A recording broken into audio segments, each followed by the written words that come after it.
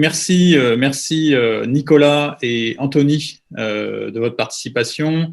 Aujourd'hui, on va traiter d'un sujet particulièrement challengeant puisqu'on est sous un angle assez particulier qui est celui du réseau de franchisés avec le cas Iri Jardin. Et la question qu'on pose, que vous voyez à l'écran, c'est comment accélérer sur le digital. Alors, qu'est-ce que ça veut dire accélérer sur le digital? Ça veut dire beaucoup de choses, mais c'est ce qu'on va regarder aujourd'hui.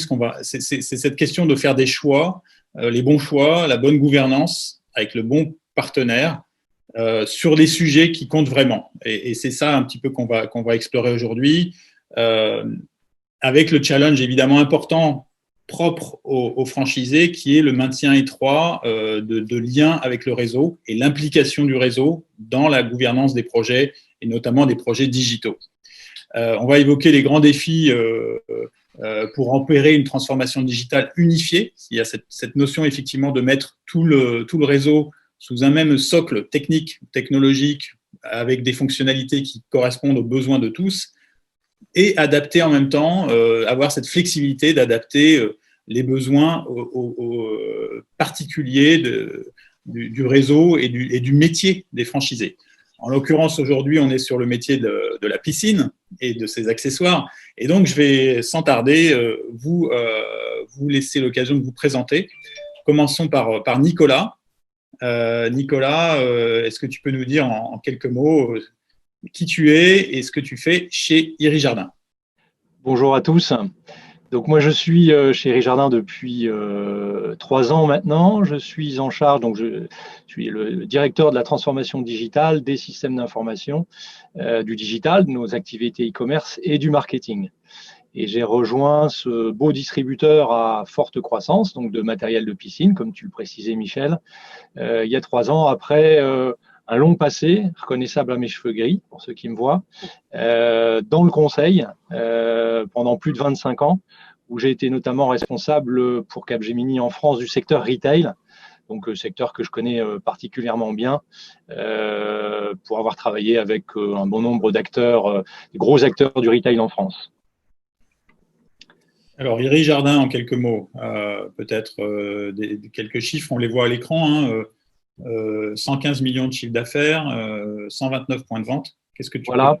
Alors, structure à forte croissance, je le disais, ce qui était voilà, un challenge intéressant pour moi, puisque Iri Jardin passe finalement de la grosse PME au stade de l'ETI, avec tout ce que ça comporte comme challenge, mais on va en discuter ensuite, puisque c'est un peu l'objet de cet échange.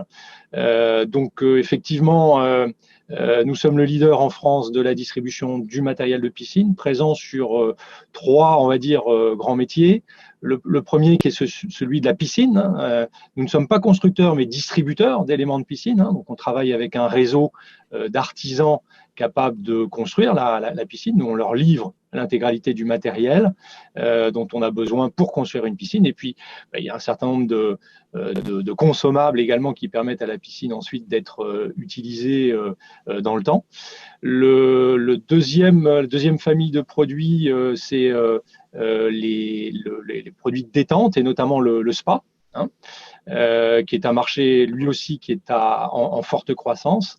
Et puis enfin, la dernière famille, c'est l'arrosage, qui est un peu le métier historique, mais qui est en croissance lui aussi, et qui représente néanmoins, voilà, en pourcentage de notre revenu, une part de plus en plus faible, puisque les 2 premiers que je viens de citer, la piscine et le spa, sont des produits, sont des marchés qui sont en très forte croissance depuis déjà plusieurs années et qui représentent la majeure partie de notre chiffre d'affaires aujourd'hui. Bon, en tout cas, effectivement, un marché en forte croissance, j'imagine, boosté, et on le sait, boosté par le confinement, surtout pendant les périodes de forte chaleur. Donc, le premier confinement n'a pas été un moment d'arrêt d'activité, j'ai l'impression, au contraire, non? Bien au contraire, effectivement, on fait partie de ces chanceux, faut bien le reconnaître, qui ont pu profiter quelque part du Covid, du boom du commerce avec la période un peu bizarre que nous vivons. Les Français, en gros, se sont repliés un peu sur eux-mêmes, sur leur maison, sur leur jardin, sur leur piscine. Et on a vu notre activité en très forte croissance pendant la période Covid, ce qui a été là aussi pour nous un challenge, puisque il a fallu qu'on s'adapte dans un contexte qui était très mouvant, et puis qu'on puisse, j'ai envie de dire, suivre la cadence qui nous était imposée, et ça n'a pas toujours été simple tous les matins. Bah justement, on a une première question qui est arrivée dans le module question. D'ailleurs, j'en profite pour dire aux spectateurs que vous pouvez poser des questions. Donc, une question de Alain qui te demande comment est-ce que tu as adapté ta stratégie de développement du réseau par rapport aux contraintes sanitaires. On va peut-être répondre comme ça dès le début pour… Bien sûr. Alors, nous, on a eu la chance de faire partie de cette catégorie de magasins qui, au même titre que les magasins de bricolage, avaient parfaitement la possibilité d'ouvrir. C'est d'ailleurs le cas actuellement. Aussi curieux que ça puisse paraître, les produits de la piscine, le spa, l'arrosage sont considérés comme des produits de première nécessité. Bon, on peut en penser ce qu'on veut, mais c'est ce que dit la loi. Dans un premier temps, on s'est posé quelques questions, savoir comment est-ce qu'on allait faire. On a finalement quand même décidé de sélectionner un certain nombre de produits qui nous semblaient être effectivement indispensables, parce que en plein été, lorsque l'eau de la piscine est chaude, il faut obligatoirement la traiter, par exemple. Sans ça, on peut avoir quelques difficultés, ça peut poser des problèmes sanitaires, y compris. Donc, on a ouvert l'intégralité de nos magasins, ou convaincu nos magasins d'ouvrir. Ça n'a pas toujours été simple puisque, comme tu l'as précisé, Michel, nous sommes un réseau de franchisés, donc ce sont des indépendants. Et il y avait bien quelques indépendants qui, face à ce contexte inédit, n'avaient pas la ferme intention d'ouvrir. Donc, nous, on les a convaincus d'ouvrir, bien évidemment en mettant à leur disposition toute une série de services qui leur permettaient de s'assurer qu'ils respectaient les contraintes sanitaires imposées à tous, et convaincus d'ouvrir, puisque, évidemment, première période de Covid a démarré au moment où le marché commence à décoller nous concernant. Puisque ce que j'ai pas dit non plus, c'est que notre activité est évidemment extrêmement saisonnière. En gros, on travaille de mars à fin septembre, et puis on a une activité qui est beaucoup plus en ralenti pendant la période hivernale. Donc, la première crise sanitaire nous inquiétait puisqu'elle arrivait au démarrage de la saison. Et grâce à ce qu'on a pu mettre en place et offrir à notre réseau, on a pu, j'ai envie de dire, profiter de cette crise, même si ça a été compliqué, puisque le principal challenge pour nous, après avoir convaincu nos magasins à ouvrir, ça a été de s'approvisionner en produits pour que les magasins puissent livrer les clients, les commandes clients qui étaient de plus en plus nombreuses, soit en mode drive, soit en mode classique, dans le respect, encore une fois, des contraintes sanitaires, c'est-à-dire avec un nombre limité de clients pouvant entrer dans le magasin, soit tout au début, en livrant nos clients, y compris à domicile. Bon, ça n'a pas duré très très longtemps, ça, parce que la livraison à domicile est évidemment compliquée à mettre en place. Elle coûte cher. Donc, on l'a très rapidement laissé tomber au profit de la vente comptoir ou du drive, du click and collect, qui ont permis d'assurer une très très belle saison. Donc, quand même une adaptation assez rapide aux nouvelles contraintes pour répondre à la question d'Alain, et une flexibilité qui était laissée aussi aux différents franchisés de faire un petit peu suivant le besoin client. Exactement. Je pense que c'est la force d'une organisation qui fait notre taille, qui, comme je le disais, n'est pas encore, j'ai envie de dire, c'est pas une grosse ETI, on est une petite ETI et on fait tout pour garder notre agilité, celle qui a permis, par exemple, de passer cette crise de manière relativement épargnée, voire même en profitant. Et cette agilité, évidemment, elle est importante pour nous parce qu'on compte bien la conserver avec la taille qui impose malgré tout quand même la mise en place d'un certain nombre de process un peu plus industriels que lorsque nous étions une PME. Est-ce que vous avez recruté de nouveaux franchisés pendant cette période ou... Oui, puisqu'il y a une quinzaine de jours là maintenant, a démarré la formation des 9 nouveaux franchisés qui ouvriront leur magasin donc en mars prochain, dès le démarrage de la saison. Donc on continue, j'ai envie de dire, sur un rythme d'ouverture classique d'une dizaine de magasins par an, ce qui nous rapproche des 130 magasins aujourd'hui.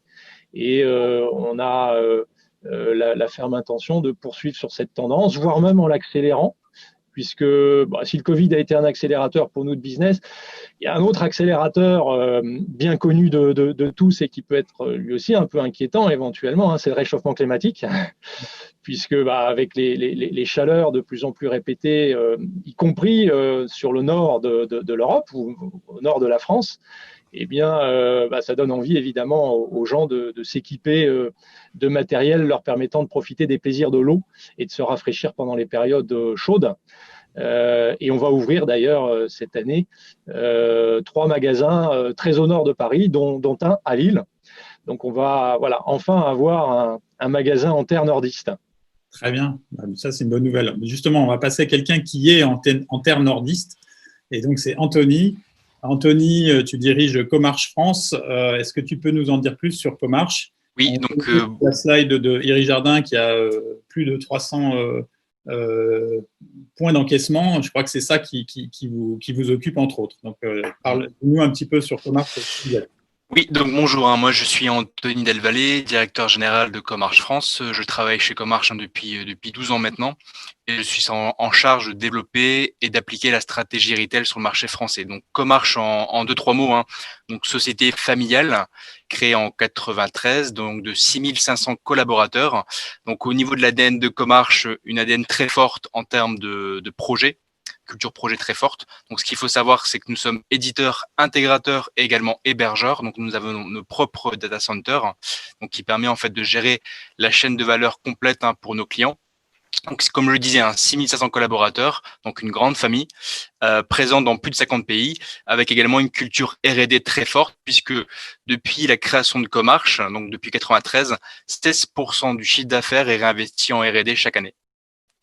Ça, c'est très important, effectivement. On voit dans l'univers de la retail tech, la capacité d'investir dans la recherche et dans l'innovation est déterminante quand on sait que Amazon, par exemple, investit 12% de son chiffre d'affaires dans l'innovation. D'autres points peut-être sur votre approche retail? Voilà, une expertise retail connue et reconnue sur le marché depuis plus de 15 ans, avec une offre qui est assez unique sur le marché français, qui s'appelle la plateforme de commerce unifié Comarch, qui permet en fait d'adresser la totalité des sujets pour les retailers, donc que ce soit l'encaissement, la fidélité, le moteur d'offre omnicanal ou encore l'EDI et la notion d'ERP magasin et ERP central. Donc en cloud privé, donc hébergé chez Comarch. Donc on a 2 data centers en France, un à Lille et un à Paris. Donc ce qui permet également d'adresser l'ensemble des sujets d'hébergement. Ce qu'il faut savoir, c'est que cette plateforme est adaptée également pour les ETI, les PME et les grands comptes, que ce soit des comptes internationaux ou aussi des franchisés et des coopératives. Donc, si on prend 4 exemples, donc en termes d'accompagnement, donc on a comme client Auchan Retail, où on a mis en place le moteur d'offre omnicanal et également donc la fidélité pour l'ensemble des pays d'Auchan. Intersport, qui est là également une coopérative où on a mis en place, donc on a activé les services de moteur d'offre en magasin et sur la partie e-commerce et également la fidélité. L'Enery de Paris, qui est une belle PME française, où là, et pareil, on a mis en place le système ERP magasin, ERP central et l'encaissement pour l'ensemble des franchisés en France et à l'étranger. Et pour terminer, le groupe Eram, où on a mis en place un système ERP pour gérer l'ensemble des master franchises à l'étranger. Donc voilà, en différentes catégories. Et c'est vrai que donc l'ensemble des modules, des services qu'on active sont complètement APIsés, qui permet également de se connecter de manière simple et rapide à l'ensemble du système d'information de nos clients. Très bien. Donc, APIsé, on définira qu'effectivement, c'est la mise en place d'API, de liens entre applications. Alors, effectivement, tu évoquais le panel de services que tu offres à différents clients. On va voir que ça répond à des challenges très, très variés. Pour faire un petit peu d'interactivité dans ce webinaire, on a pensé à un petit sondage une question qu'on va poser à l'ensemble des participants, qui consiste à vous poser la question quels sont, en particulier si vous êtes réseau de franchisés, quels sont vos principaux challenges aujourd'hui en termes de SI, on va dire. Donc, n'hésitez pas à voter les uns les autres. Vous pouvez voter sur plusieurs sujets et indiquer effectivement qu'est-ce que vous voyez comme les challenges les plus importants en tant que réseau de franchisés aujourd'hui à l'aune du Covid, avec tous les défis évidemment de relations, d'interaction avec le réseau.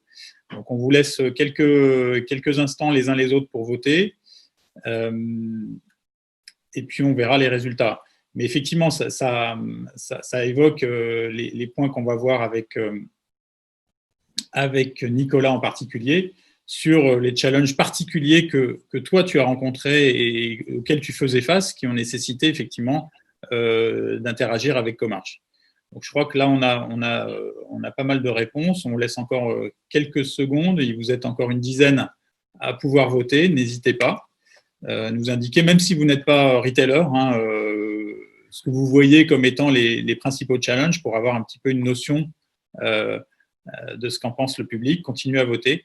Mais peut-être déjà, Nicolas, sur ce sujet-là, est-ce que tu peux nous indiquer ce que toi, tu as identifié comme challenge principaux avant d'entrer dans la phase projet?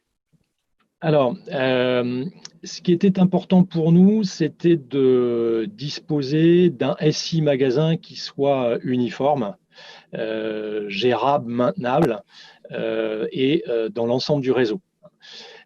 Une des difficultés que nous avions, c'est que finalement chaque magasin avait son propre système avec sa propre base client par exemple, et qu'il était assez difficile d'avoir un référentiel client unique avec la technologie précédente. Donc un des challenges, c'était d'être capable de se doter d'un système uniforme, un système d'information au magasin, qui est un véritable mini ERP pour le magasin, qui n'est pas uniquement un système de caisse. Bien évidemment, un système de caisse, c'est un des challenges aussi, puisque le système de caisse, c'est quand même un des systèmes, on va dire, un peu sensibles dans le retail. Il n'est pas question de tomber en panne, il ne peut pas s'arrêter, ça doit aller vite, il doit avoir un certain nombre de fonctionnalités minimales, qui étaient dans notre cas, dans le cas de notre métier, particulièrement compliqué, parce que notre système de caisse, c'est pas uniquement un passage en caisse d'un produit,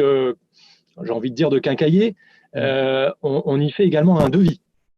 Et donc ça, c'était quelque chose de compliqué à gérer, parce que passer un produit en caisse, c'est relativement, on va dire, courant et facile. Être capable de faire rapidement un devis pour un client, c'est quelque chose de beaucoup plus compliqué. Donc là, c'était un vrai challenge qu'on a réussi à, j'ai envie de dire, atteindre avec la technologie Comarch.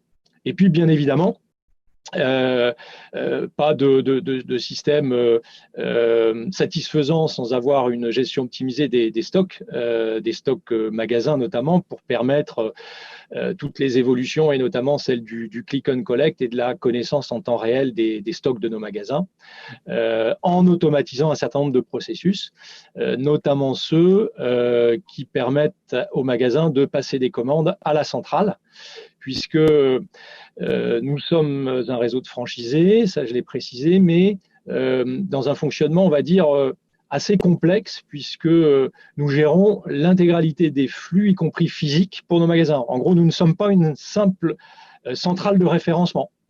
On ne se contente pas uniquement de référencer des produits pour nos franchisés, on les achète, on les stocke et on les distribue. Donc on a, j'ai envie de dire, toute la complexité d'un retailer classique, Et ça, c'était aussi bien évidemment un challenge, puisque quand on a cette complexité, il faut des processus les plus automatisés possibles. Bien sûr. Alors justement, on a, ça y est, la majorité des présents à voter. Je vais mettre fin au vote et on va partager les résultats avec tout le monde. Et vous voyez à l'écran que finalement, l'optimisation des stocks dont tu parlais à l'instant, c'est quelque chose qui arrive en premier dans les préoccupations, avec en deuxième la compréhension client. On peut aussi évoquer ce sujet-là parce que c'est un vrai sujet. Et après, effectivement, les autres sujets qui étaient présentés, l'uniformisation du SI, automatisation des processus et gouvernance réseau. On va revenir sur ces points-là, mais est-ce que tu peux élaborer un petit peu sur ce point qu'on vient d'évoquer, qui est la connaissance client? Bien sûr. Alors, elle est essentielle pour nous, mais bon, elle est essentielle pour n'importe quel retailer, je pense. Personne ne me contredira sur ce sujet. On sait que la data client est un peu l'or et la valeur d'un retailer aujourd'hui. Et il s'agit de l'utiliser correctement. Et ça démarre par comment je la capte. Donc, il nous fallait un système magasin qui permettait de la capter correctement et qui soit bien évidemment omnicanal. Qui puisse fonctionner avec les 2 autres canaux de vente qui sont les nôtres. Je pourrais même dire 3 autres canaux de vente que sont bien évidemment notre site web, notre site e-commerce, notre service VAD, puisque je suis curieux que ça puisse paraître, on fait pas mal de ventes à distance par téléphone, on vend des piscines à distance, et oui. Le dernier canal qui est un peu particulier, c'est celui des foires et salons, puisqu'il y a pas mal de salons auxquels nous participons, sur lesquels des ventes peuvent s'opérer également. Donc là, on a un système avec la technologie Comarge qui permet d'être 100% omnicanal entre ces 4 canaux de vente. Le plus important étant bien évidemment celui du magasin.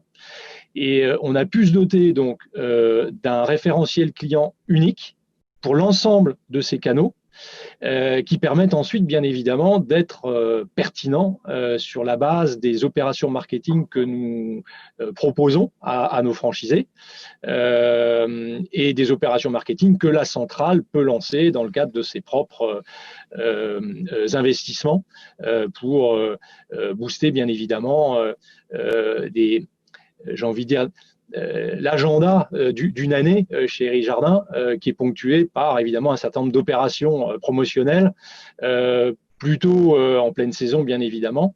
Et je dirais qu'on est allé assez loin sur le sujet, puisque la connaissance du client, c'est bien, mais on avait la possibilité, et c'est là où on peut se démarquer d'un certain nombre d'autres de nos concurrents sur le marché, mais aussi de pure players éventuellement dans le monde de la piscine ou d'autres que tu as cités tout à l'heure comme Amazon, c'est qu'on a la capacité à connaître non seulement notre client, mais le produit de notre client, c'est-à-dire sa piscine.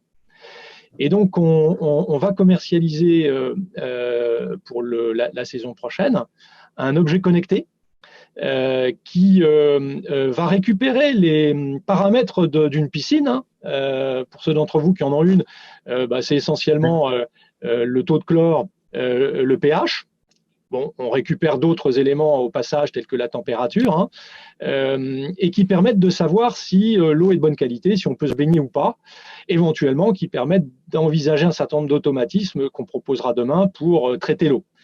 Cette information, le client vous donne le droit d'accès à ces informations à distance. Il y a des objets connectés dans la piscine, où la piscine finalement envoie les informations à Éric Jardin sur l'état de l'eau, etc. C'est exactement ça. C'est exactement ça. Donc, on a connecté finalement nos clients au travers d'un objet connecté qui est plongé dans la piscine et qui nous permet de savoir s'il vous manque du chlore.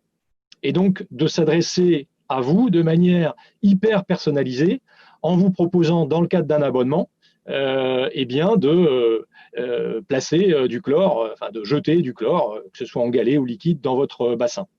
Éventuellement, de commander à distance un automate qui va faire ce travail à votre place. Donc, on va commercialiser ce produit et tout ça, bien évidemment, on ne pouvait le faire que si on avait un référentiel client unique qui est donc maintenant disponible pour l'intégralité de notre réseau et qui permet d'avoir cette information à un endroit unique et disponible par la centrale pour que cette centrale puisse offrir les services que les franchisés peuvent attendre de la centrale, notamment sur l'utilisation de cette donnée.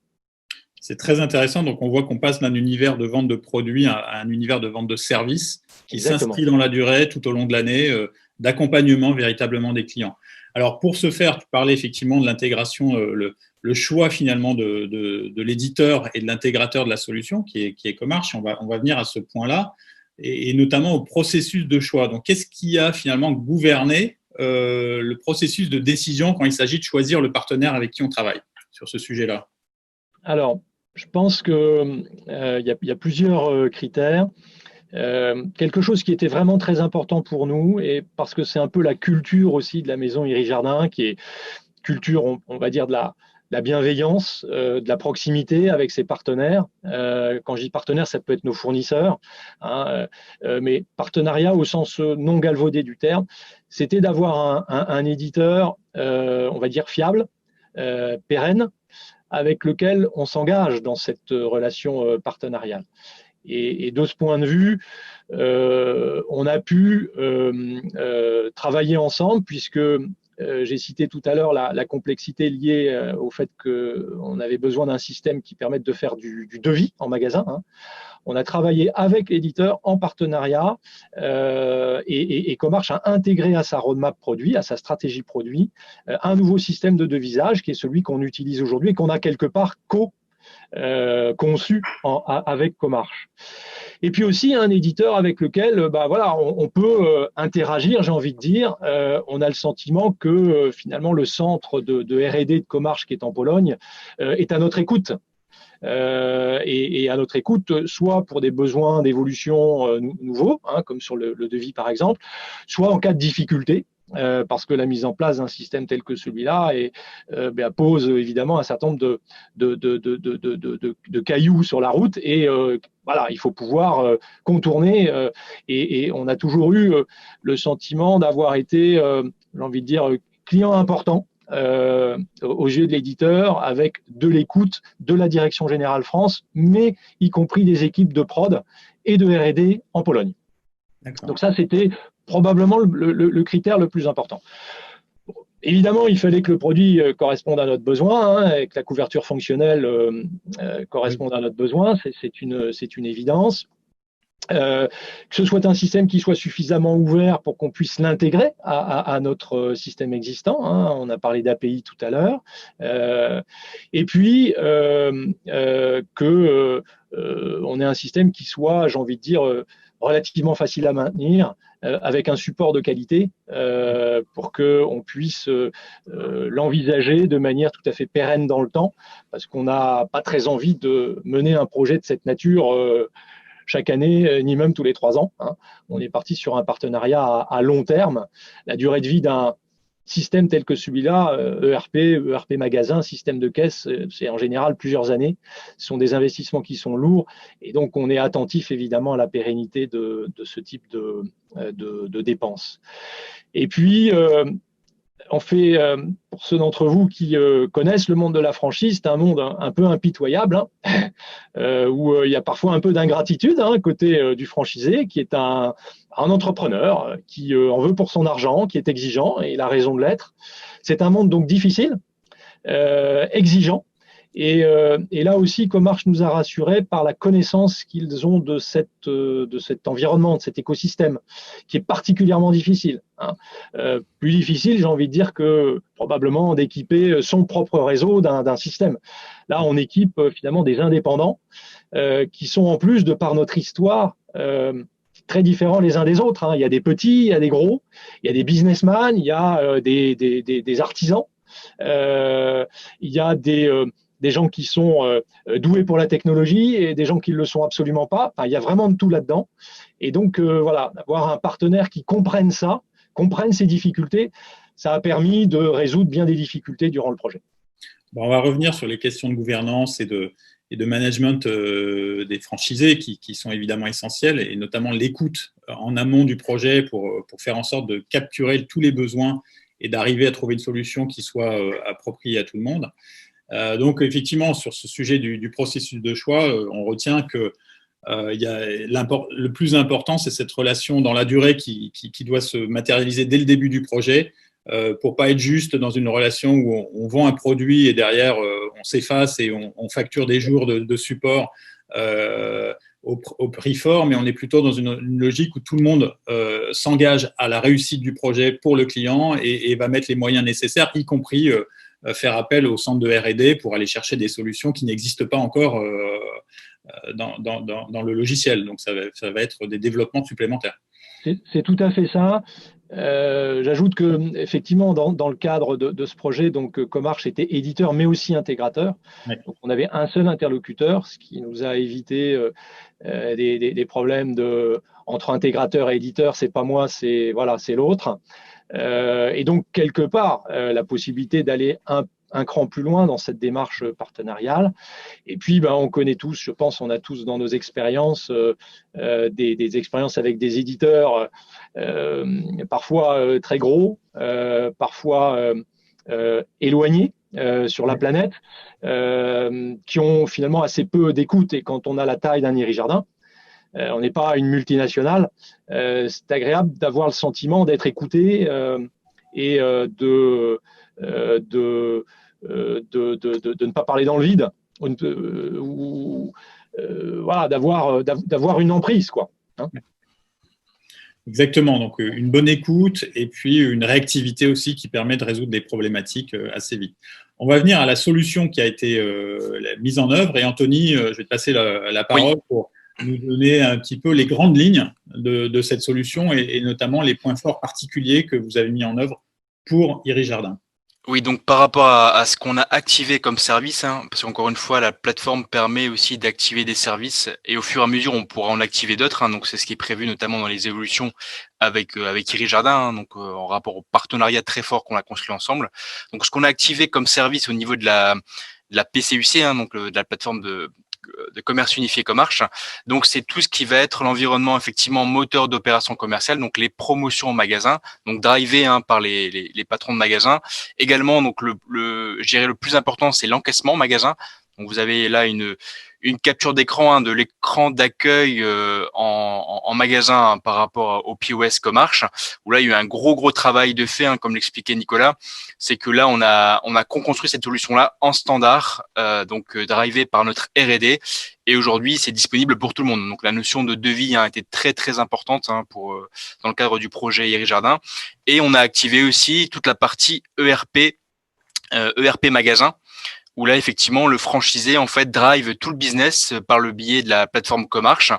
Et effectivement, il y a des évolutions aussi, d'autres services qu'on va activer avec Irijardin, notamment la partie mobilité, donc avoir l'encaissement en mobilité, donc pour aller faire des devis directement chez le client particulier, donc au sein de son habitation.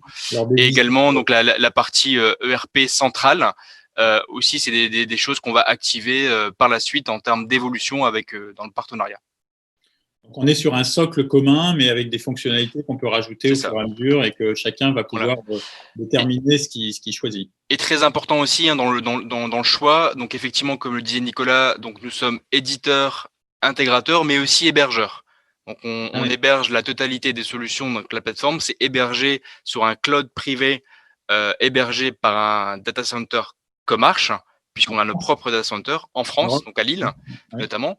Et ce qui est important, c'est que, comme le disait aussi Nicolas, donc je le rejoins, c'est que nous, on est responsable de l'ensemble de la chaîne de valeur. C'est-à-dire qu'on ne peut pas se défausser, on ne peut pas dire c'est pas nous, c'est l'intégrateur, c'est pas nous, c'est l'éditeur, c'est pas nous, c'est l'hébergeur. Non, on est complètement conscient de la chaîne de responsabilité pleine sur les projets. Très intéressant. Alors, évidemment, tout ça, ça a des objectifs qui sont définis en amont. Et là, on va parler maintenant des résultats obtenus, qui, j'imagine, intéressent tout le monde aussi. Alors, Nicolas, qu'est-ce que tu peux nous donner comme indicateur de la performance finalement du projet, en tout cas à ce stade du projet, quels sont les résultats obtenus?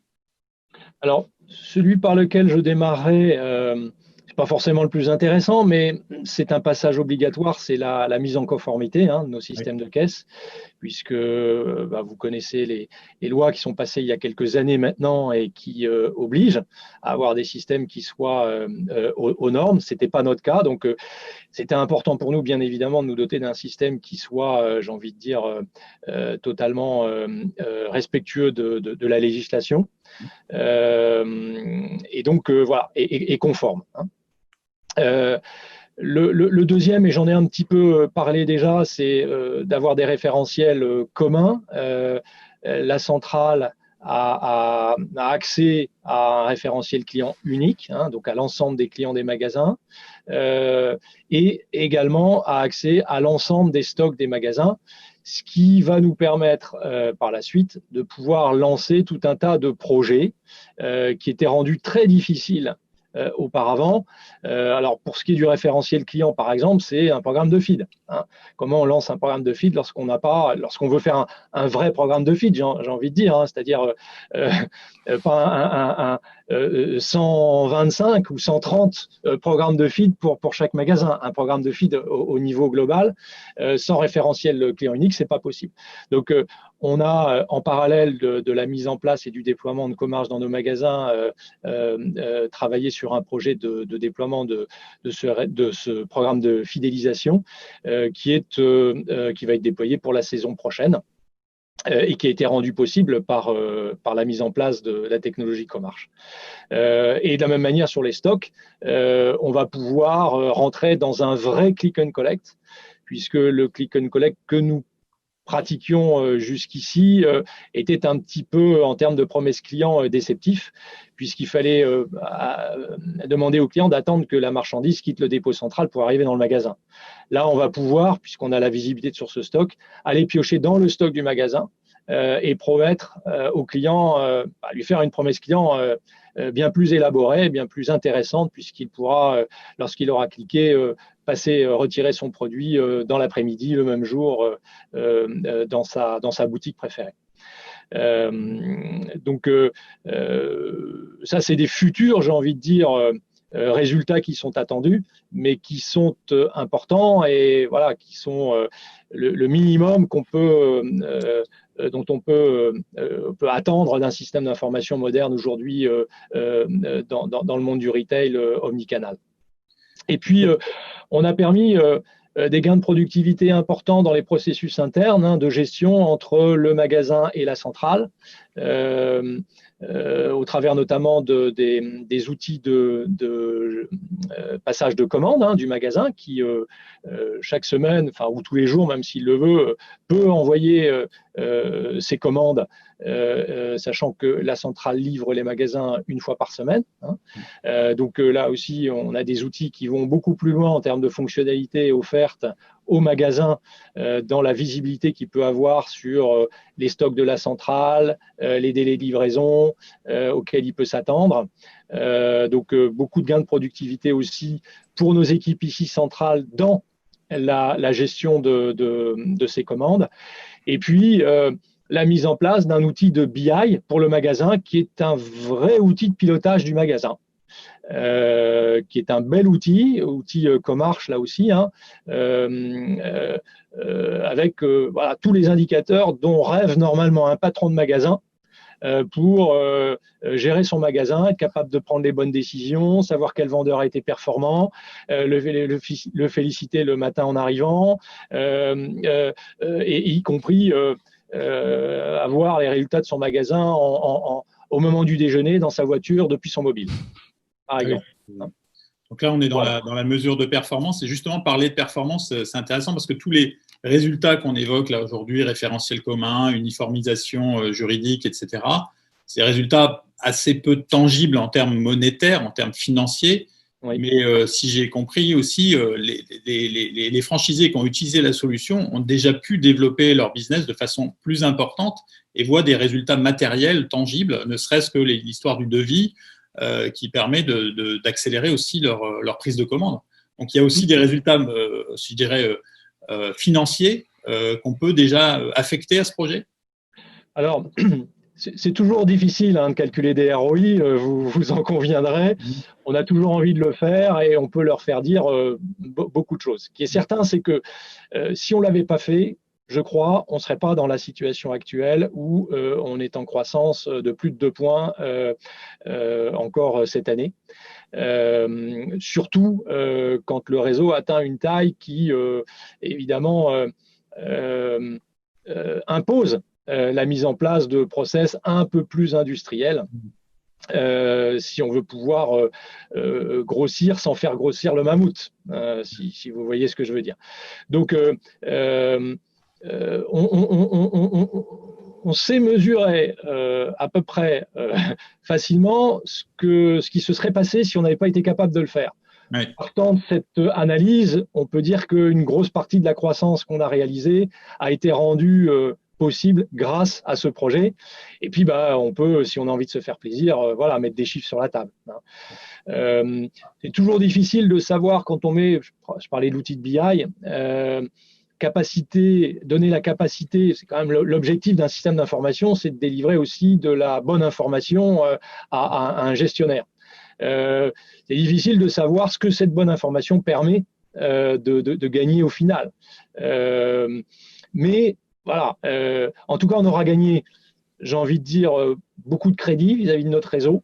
Même si ça a été compliqué à certains moments, on y est arrivé et de belle manière, j'ai envie de dire, puisque au bout du bout, on a des outils qui sont modernes et qui satisfont nos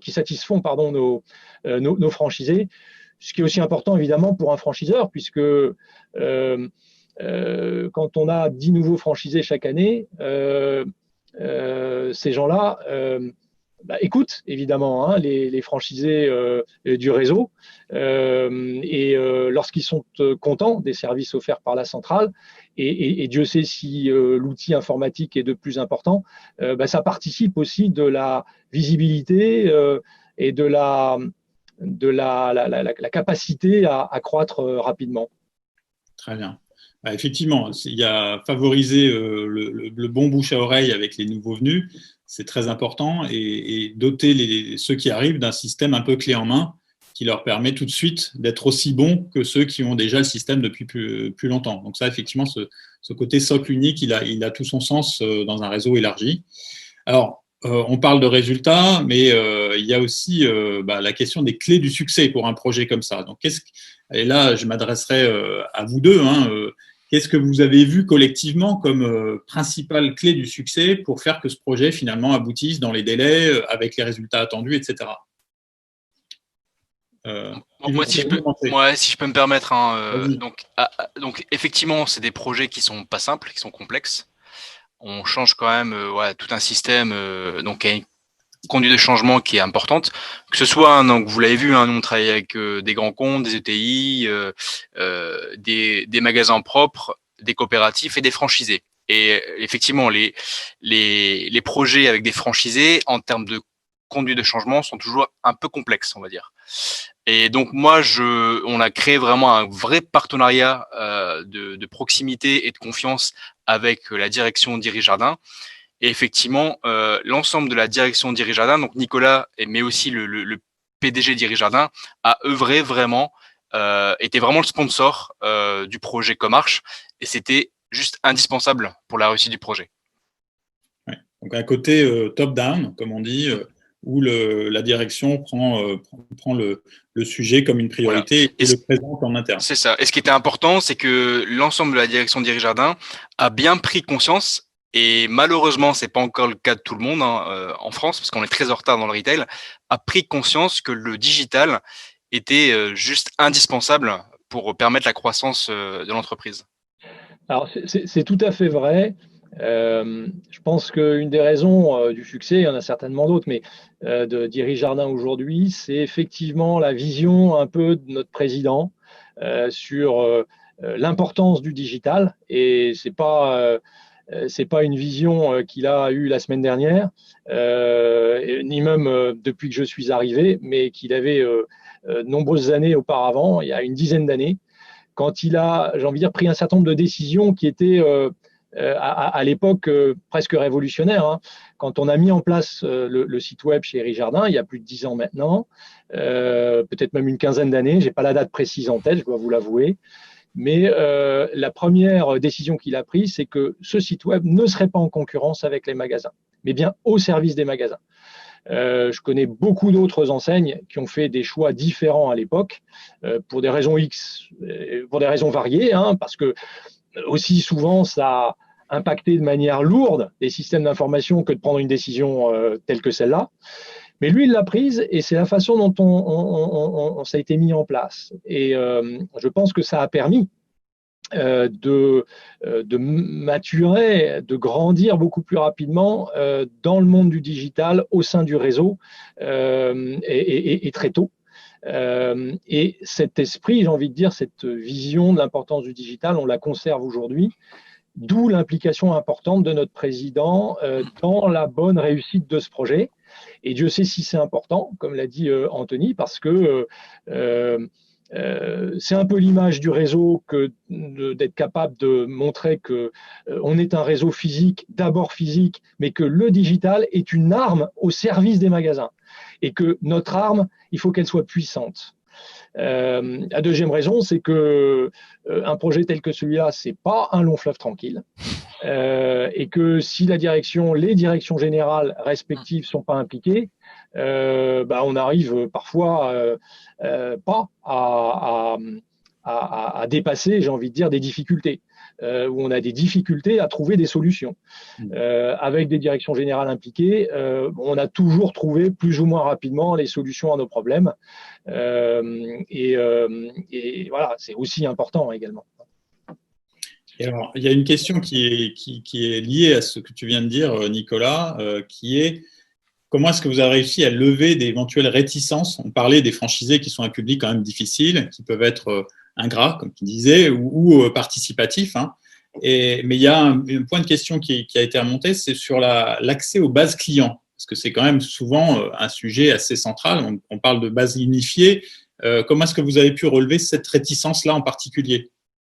Alors, effectivement, dans la franchise, les clients appartiennent aux franchisés, hein, donc ce ne sont pas les nôtres.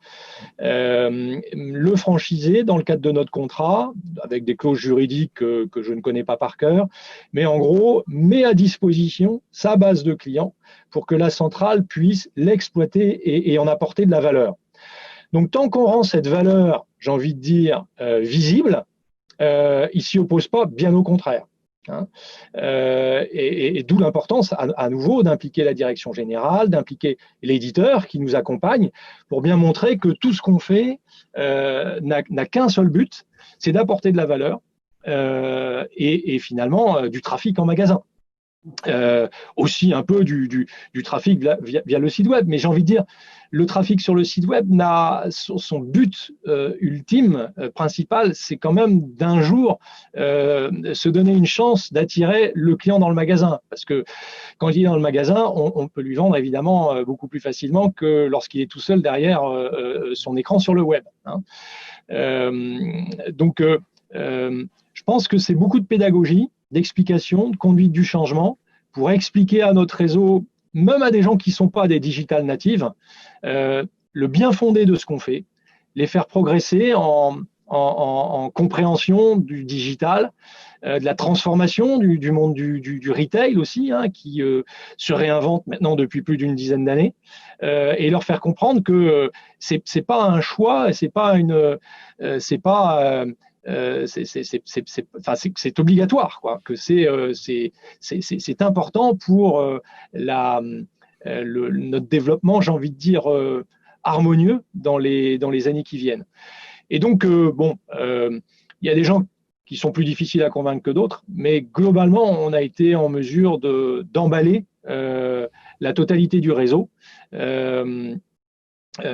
qui j'ai envie de dire aussi, avec les années, j'ai envie de dire, change de physionomie, puisque la physionomie d'un franchisé d'il y a 7 ans, 8 ans, ne ressemble plus à la physionomie d'un franchisé de la dernière promotion, par exemple. Hein. Son sans jugement de valeur aucun, bien évidemment, mais le réseau grandissant, la marque Iris Jardin étant de plus en plus connue, on attire aujourd'hui des candidats qui sont, j'ai envie de dire, probablement un peu plus évolutifs, un peu plus jeunes aussi, ce qui est normal. Les premiers franchisés vieillissent. Ceux Voilà. qui sont déjà qui sont nés avec un portable dans la main. Exactement.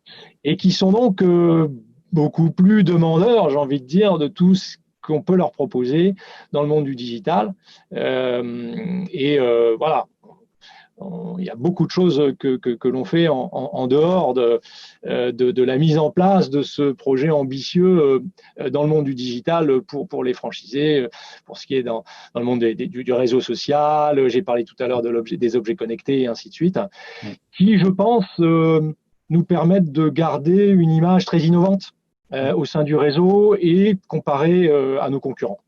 Ça, je comprends bien. Et puis, finalement, quand on discute avec les franchisés, il y a quand même un adversaire commun au-delà des querelles éventuelles avec les concurrents locaux, qui est l'adversaire du pure player, qui lui n'est pas visible, mais il est bien là à juste 1 ou 2 clics de votre enseigne. Et puis la prise de conscience aussi de l'ensemble des retailers physiques que la plupart des commandes aujourd'hui, elles commencent sur un écran et qu'il faut que le combat il commence là également pour aller chercher du business. Donc ça, c'est effectivement intéressant. On mise aussi beaucoup sur la notion de service qui est importante pour notre réseau, dans le sens où nos franchisés sont des passionnés de la piscine. Et la piscine ou le spa, voire même l'arrosage, c'est des choses complexes. Une piscine, c'est compliqué. C'est de la chimie, c'est de l'électricité, c'est de la plomberie, voire de la maçonnerie. On essaie de la rendre simple, mais pour ça, il faut des gens compétents, extrêmement formés, des passionnés parfois par leur métier. Donc, on mise beaucoup sur cette notion de service, d'où l'importance d'avoir des systèmes, j'ai envie de dire, back-office, qui nous permettent ensuite de focaliser notre énergie sur le conseil aux clients, ce qui là aussi nous différencie de nos concurrents. Et puis, quelque part, nous permet d'être à l'abri des menaces de pure players ou d'acteurs beaucoup plus gros que nous, pour ne pas citer de grandes surfaces de bricolage bien connues. Mais parfois, on entend un client rentrer dans notre magasin en disant je suis allé chez un tel, grande surface de bricolage, et puis ils n'ont pas su me renseigner, ils m'ont dit de venir chez vous. Bon, ça fait plaisir, parce que c'est quelque part la preuve que notre stratégie est probablement la bonne et qu'il faut pouvoir miser sur cette partie conseil. Mais pour pouvoir faire ça bien, il faut que quelque part les basiques soient au niveau. Et sans dévaloriser ce qu'on a fait avec Comarch, voilà, on a un système aujourd'hui qui nous permet d'assurer ces basiques. Très bien, c'est une très bonne conclusion. Alors effectivement, on voit bien dans les clés du succès l'accent fort sur la formation, le e-learning. On n'en a pas parlé en détail, mais tu l'as évoqué comme un axe fort. Et l'expertise, cette notion de bien connaître son métier, d'être passionné, ce que tu disais à l'instant, qui fait que Iris Jardin est leader et même recommandé par certains concurrents. On va passer aux questions. Il nous reste quelques minutes pour 2-3 questions. Il y en a quelques-unes déjà dans la salle, dans le module de questions. Je vais les prendre dans l'ordre. Il y a une première question qui nous est venue de Vincent, qui pose la question qui est au-delà finalement des services que vous avez mis en place, le RP, fidélité, encaissement, etc. Est-ce que vous avez de nouveaux services prévus en termes d'aide au nouveau concept magasin, merchandising, SAV, réparation et tout ce qui est conseil d'utilisation des produits, par exemple les IoT de mesure à distance, via de nouvelles plateformes? Ou est-ce que ça va être… quels sont les projets autres qui sont dans les chantiers Alors, on a beaucoup de projets dans les cartons. C'est un peu la marque Iris Jardin, c'est de lancer beaucoup de choses. Il y a un tri à faire là-dedans parce que on conserve quand même les moyens d'une petite ETI. Mais on va étendre effectivement ce qu'on a bâti avec Comarch au service après-vente. hein, qui, quelque part, va bien avec cette notion de service, bien évidemment, hein, et qui va nous permettre d'aller beaucoup plus loin dans cette notion de service, en se lançant demain sur la souscription économie, comme l'appellent les grands acteurs américains, et donc la vente d'abonnements qui inclut des services. Ces services pouvant aller de la livraison de toute la chimie d'un bassin à l'année à la location, par exemple, d'un robot nettoyeur, ce qui évite voilà, aux consommateurs d'avoir à acquérir son matériel. Les nouvelles générations sont assez câblées comme ça, hein, on le sait. Elles préfèrent, pour certaines, louer que d'acquérir. Hein. La notion de propriété est moins importante.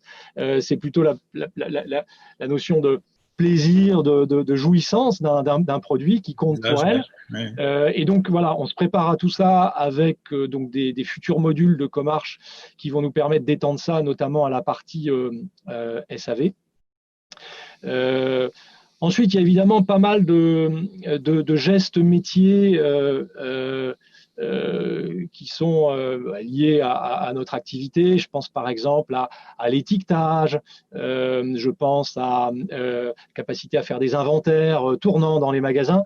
Bon, tout ça, bien évidemment, ça va être des modules complémentaires, pour certains d'ailleurs qui sont déjà sortis, qui vont être développés et avec Comarch, et qui vont permettre de, j'ai envie de dire, tirer le meilleur de Comarch. J'ai envie de dire, le meilleur de Comarch, c'est probablement après-demain qu'on l'aura, quand on aura tous ces modules complémentaires, puisqu'on a maintenant le socle, qui vont permettre j'ai envie de dire, de gagner du temps, de faire du paiement mobile aussi pour le vendeur en magasin.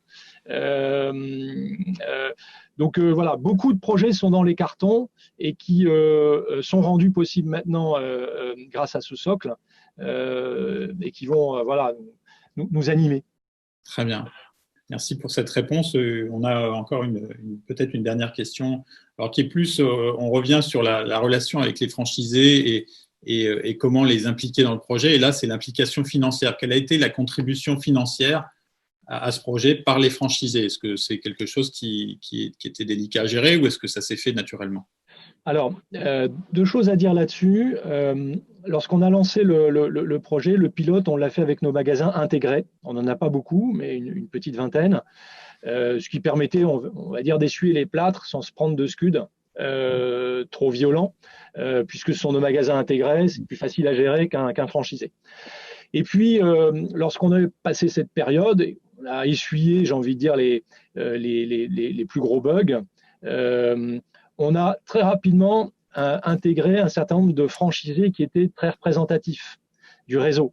Et notamment, parmi ces franchisés, des franchisés, on va dire, les casse-pieds, entre guillemets. Hein, je le dis avec beaucoup de bienveillance. Hein. C'est difficile. Voilà, et difficile.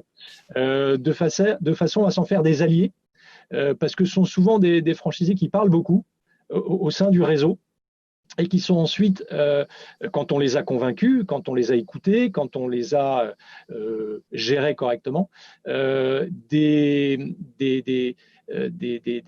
bons vecteurs de diffusion. Et ça nous a été voilà, pas mal utile de mettre dès le départ, après les phases, j'ai envie de dire, de pilote où on a essuyé un peu les plâtres, des franchisés compliqués qui ont été finalement des accompagnateurs intéressants et un peu des leaders hein, au sein du réseau. Voilà, c'est la notion de leadership. C'est bien, effectivement, c'est une bonne approche plutôt que de démarrer par ceux qui sont les plus motivés et proactifs, qui vont être des alliés naturels, aller chercher ceux qui sont les plus difficiles et peut-être les plus exigeants, qui vont vous pousser dans certains retranchements, challenger la solution et les transformer, comme tu le disais, peut-être même en ambassadeurs par la suite. Effectivement, une bonne approche. Je pense que et en fait, bon, un autre retour d'expérience, je pense, qui est intéressant dans un réseau de franchise, c'est aussi systématiquement de les impliquer dans les choix, les décisions, hein, en leur faisant ressentir que bon, on les écoute, qu'ils sont importants. Et puis bien souvent, un franchisé, il est souvent meilleur qu'un magasin intégré. c'est le propre patron chez lui, il travaille jour et nuit, le samedi il va faire ses devis, le dimanche matin aussi. Il est tellement impliqué que forcément il a une vision. Alors il est plus exigeant, mais il a aussi une meilleure vision de ce qu'il faut faire. Donc il a envie de dire, il mérite d'être écouté peut-être davantage qu'un magasin, on va dire, qui nous appartient, qui mérite d'être écouté lui aussi, mais qui est probablement un peu moins exigeant et qui ira moins dans le détail. Ouais. Le risque est supérieur chez un franchisé d'échouer et je pense qu'effectivement l'implication est d'autant plus forte. Tout à fait. Donc on sait que voilà, quand il y a eu des difficultés, par exemple, la meilleure solution, c'était de demander aux franchisés, là où il y avait la difficulté, de nous aider à trouver la solution au problème. Et impliquer la personne, c'était résoudre le problème déjà de moitié. Après, il fallait y répondre positivement, évidemment, en trouvant la solution technique, bien souvent. Et c'est là où le partenariat avec Comarch, dans 100% des cas, nous a permis de sortir par le haut. Très belle conclusion. On arrive au terme de notre heure de webinar. Peut-être, Anthony, un petit mot de conclusion? Non, mais effectivement, hein, c'est important et le partenariat avec Thierry Jardin, pour nous, il est très très important. Alors effectivement, hein, pour moi, on gère effectivement des projets grands comptes sur plein de pays. Là, on touche aussi au monde du luxe hein, là, actuellement. Mais les rapports sont très sincères, très transparents avec Thierry Jardin, c'est-à-dire que voilà, moi je suis à l'écoute toujours. Hein, c'est un client très important pour nous et tous nos clients sont importants. Hein, mais là, c'est un partenariat aussi dans le sens où le projet, quand on mène des projets avec des franchisés, encore une fois, hein, c'est très difficile. Donc effectivement, comme le disait Nicolas, les franchisés pilotes ont bien été choisis. Hein, donc ouais, je m'en souviens très très bien. Mais voilà, au final, on a mis en place le système. Les franchisés sont contents. Il y a plein d'évolutions à venir. Et voilà, nous, on est très, très contents du partenariat. Donc, encore merci, Nicolas, pour le témoignage. Merci à tous les deux. On pourra conclure sur le fait qu'effectivement, des projets de transformation digitale, de mise en place de nouvelles solutions dans un réseau de franchisés, ça demande une démarche particulière, une gouvernance très spécifique. Et on a entendu pas mal de bons trucs et astuces justement sur comment impliquer le réseau. Tout au long du projet, parce que le projet n'est pas terminé.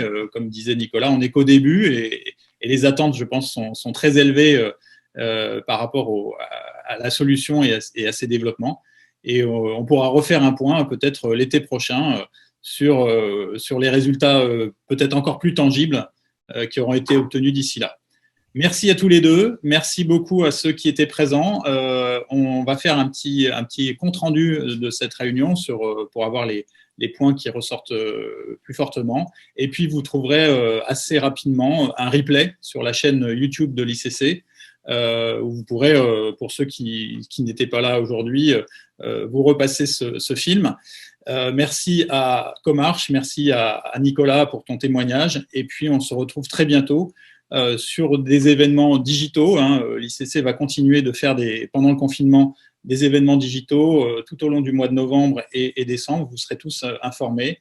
Et on vous retrouve également sur nos événements physiques, on l'espère, hein, le 18 mars avec Négoce Connecté et le 20 mai avec Retail Project à Paris. Merci à tous et à très bientôt. Merci. Merci, au revoir. Au revoir.